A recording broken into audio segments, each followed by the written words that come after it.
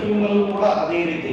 ಆದ್ರೆ ಎಲ್ಲೋ ಒಂದು ಕಡೆಗೆ ಝೈ ಇಸ್ ಬೀಂಗ್ ಟಾರ್ಗೆಟೆಡ್ ಅನ್ನೋ ಸ್ವಲ್ಪ ಇಂಪಾರ್ಷಿಯಲ್ ಆಗಿ ಅಬ್ಜೆಕ್ಟಿವ್ ಆಗಿ ನೋಡಿದ್ರೆ ಗೊತ್ತಾಗುತ್ತೆ.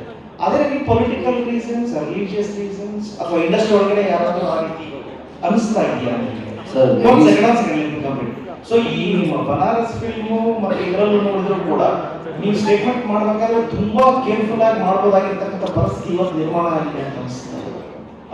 ಅದೇ ರೀತಿ political and religious reasons sir very simple answer sir ಇದಕ್ಕೆ.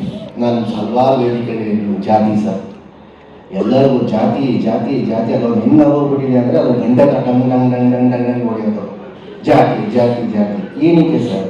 ಅಲ್ಲೂ ಅದು ಹೇಳಿದ್ದೀನಿ ನಾನು, ತಲಾರಿಗೆ ಜಾತಿ ಇಲ್ಲ, ತಲಾರಿಗೆ ಜಾತಿ ಇಲ್ಲ ಅಂತ ಎಷ್ಟೋ ಇಂಟರ್ವ್ಯೂಸಲ್ಲಿ ಹೇಳಿದ್ದೀನಿ ನಾನು. ಕೆಲವರು ಜಾತಿ ಜಾತಿ ಅಂತ ಯಾರು ಹೇಳ್ತಾರಲ್ಲ, smoking causes injuries to health ಅಂತ ಹೇಳ್ಬಿಟ್ಟು ಥಿಯೇಟ್ರಲ್ಲಿ ಸಿನಿಮಾ ಶುರು ಆಗೋ ಮುಂಚೆ ಅದನ್ನ ಆ್ಯಡ್ ಕೊಡ್ತಾರೆ. ಅದೇ ಹಾಗೆ ಈ ಸಿನಿಮಾ ದಯವಿಟ್ಟು ಇದೇ ಜಾತಿಗೆ ಸೀಮಿತ, ಅವರು ದಯವಿಟ್ಟು ಪ್ರೇಕ್ಷಕರು ಬೇರೆ ಜಾತಿದವರು ಎದ್ದು ಹೋಗ್ಬಿಡಿ ಅಂತ ಅವ್ರುಗಳು ಹಾಕ್ಕೊಳ್ಬೇಕು ಸರ್. ಹಂಗಾಗತ್ತಾ ಸರ್?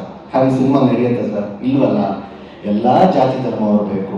ನಾವು ಇಂಡಿಯಾದಲ್ಲಿ ಇರೋದು, ಕರ್ನಾಟಕದಲ್ಲಿ ಇರೋದು, ಹಿಂದೂ ಮುಸ್ಲಿಂ ಅಂತ ಏನೂ ಇಲ್ಲ ಸರ್. ಸೊ ಪ್ರಾಬ್ಲಮ್ ಇಸ್ ಜಾತಿ ಸರ್, ಏನಿಲ್ಲ. ಅದಕ್ಕೆ ನನ್ನನ್ನು ಎಲ್ಲೋ ಟಾರ್ಗೆಟ್ ಮಾಡ್ತಾರೆ ಸರ್, ಅಷ್ಟೇ.